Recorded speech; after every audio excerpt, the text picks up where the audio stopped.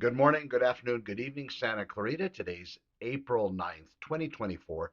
I'm Connor MacIvor, Connor with Honor, local Santa Clarita real estate agent. Today, I'm going to talk about the 7 things that sellers should be doing in order to prepare their house for sale. Whenever that time happens to come, these are the 7 things. I'm going to get into that shortly, but I want to cover some local real estate news here in Santa Clarita Valley and show you the current inventory and talk just a little bit about the market as I do every single day.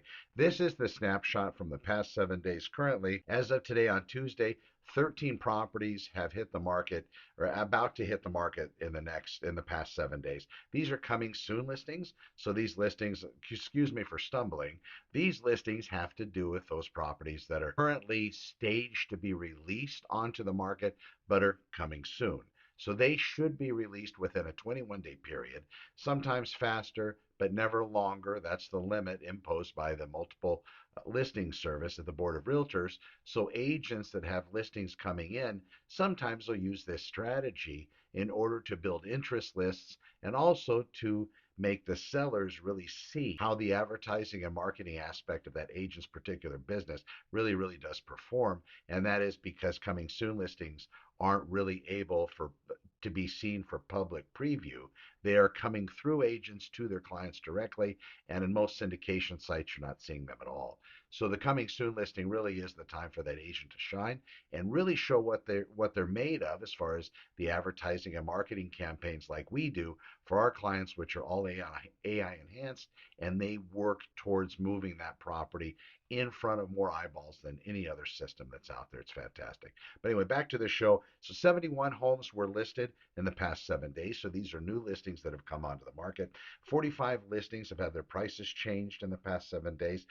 The listings that have had their prices changed, a majority of those are reductions. We do see some increases occasionally. Those are typically mistakes upon entering the actual listing price for the property and getting it submitted and publishing it online. Sometimes publishing happens too quickly and people moved a little too fast. So anyway, it shows a price increase, or in some cases that also applies to price reductions.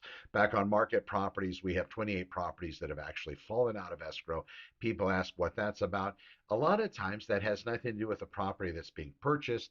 It has to do with the buyers having some sort of a problem that allows them or stops them from being able to progress in escrow. Job loss, maybe they went out and financed something, ran something on their credit, maybe they injured their credit the time that they were in escrow. Lots of things could happen, even things worse than that: death, disease, divorce. All of these things happen and sometimes cause cancellations. When you have a lot of properties that move into escrow in any given market, you're bound to have a particular percentage of those that end up in canceling and then going at it again. In our market, that's somewhere around 25 to 30% of the listings do actually come back onto the market in an attempt to be sold again, and 95% of those actually make it all the way to the end a second time. So not a problem. All right, so 33 deals are now active under contract. 44 are also pending. So we're roughly 44, 54, 64, 74. We're somewhere in about the 70s as far as what we see currently active or under contract in Santa Clarita. These are properties that are in escrow going to close. Closed sales, 57 properties closed the last 7 days. All right, so overall figures here, just to let you know before we get into the 7 things every homeowner should do before listing their Santa Clarita home for sale. We're going to look at the daily inventory real quick, and I'm going to run down here and check on all of Santa Clarita Valley. And what we're seeing here within the single family housing, condominiums, townhomes, everything all total, 377 listings currently on the market for sale. 17 of those currently, not the 7 day history, but the actual snapshot at this moment, 17 of those are coming soon listings. If you want to get a preview of those, you can go to connorwithhonor.com and I'll have those posted up. Try to do it every day. A link up at the top, you'll see it, and you'll be able to click on it and then see those. All right, so let's talk about the 7 things that every seller needs to do to prepare their house for sale. Right now, because the market is very much a seller's market, not a lot, but these are things that are really going to make the property pop. And even if you're a seller, maybe in some kind of a distressed state, it still really is awesome to put that property in a really good showing way. When buyers come in, they're going to remember it because a lot of sellers don't pay these attentions to detail. Let's look at number one, deep clean and declutter.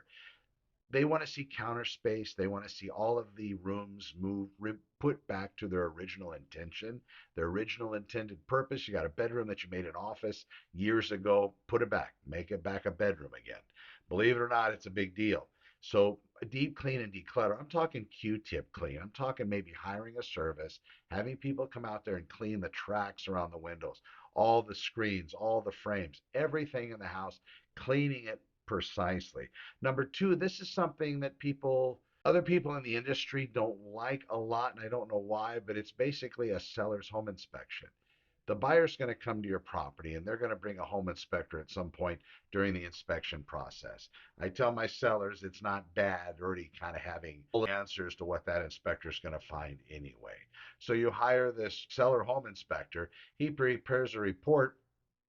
Now you have the information about your residence. And of course, if these are things that are destroying your home in its current state, that's something that you're going to want to pay attention to now anyway.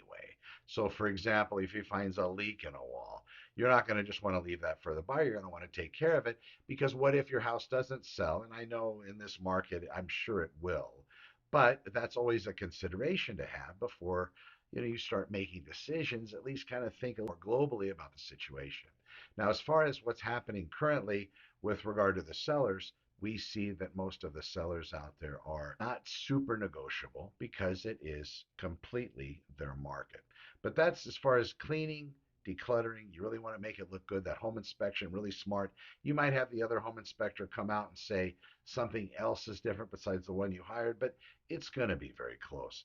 Most of these cats out here that are doing home inspection, they're certified bonded. And if they're anything like the people that I recommend, Brian, he is amazing. Anything like him, you're going to be in great hands. Period.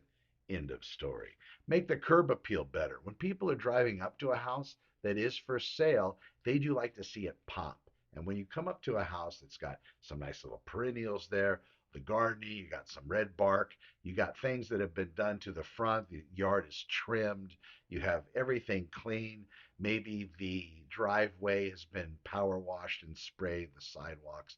They just like to see it pop, not the cobwebs or any of the broken stuff as you walk up to the house. Make it really, really pop. Stage your home. Something that has started to build is staging, and there's now enough statistics because it's not a really newer process, but the companies that go out and do it, that's more of a newer trend.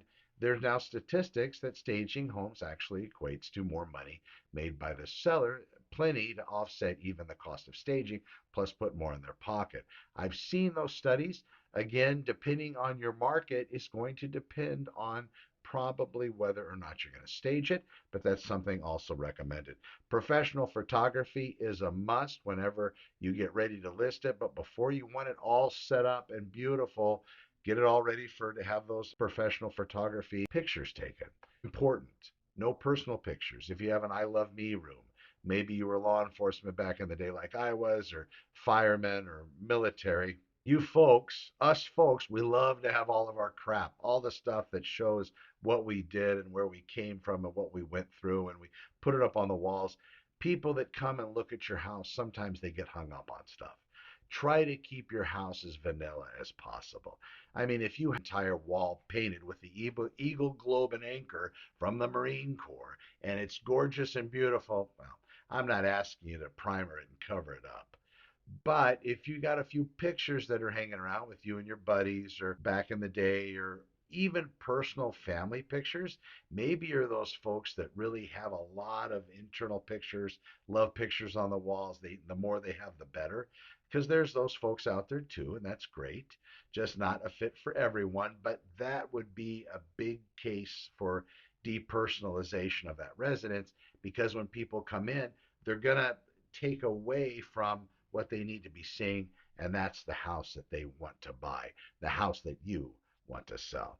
All right, so we get the photography removed, and also pricing it, of course, is incredibly important. One of the seven, you have to look at the pricing out there, because if you go too high, even in this market, you're going to sit.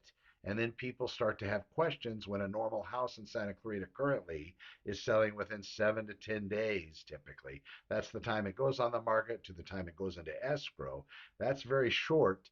If your house happens to go 20 and 30 days because it was overpriced in the beginning, that could create undue pressure on you when you would have been better off just getting a price set that was better in the beginning. And if you sweet spot that, you're going to end up in this market getting multiple offers on your property. So you're going to have these buyers competing against each other to buy your house. Great place to be. And finally, the marketing of your residence. When you get ready to get into contract, that is super important to have as well. You want to make sure that your house is not just being marketed in traditional channels, but the way that it's poised and built, it's put out there, and there is an enhancement on it from some kind of an AI, somebody that understands the AI model within real estate, somebody that's been read up on it, and somebody that utilizes its tools in every part of the process. And I am one. I'm Connor with Honor. I do appreciate you watching. That is your daily real estate update for Santa Clarita Valley cities. And I will talk to you soon. I am Connor with Honor. Have a great day. We'll see you tomorrow. Over and out.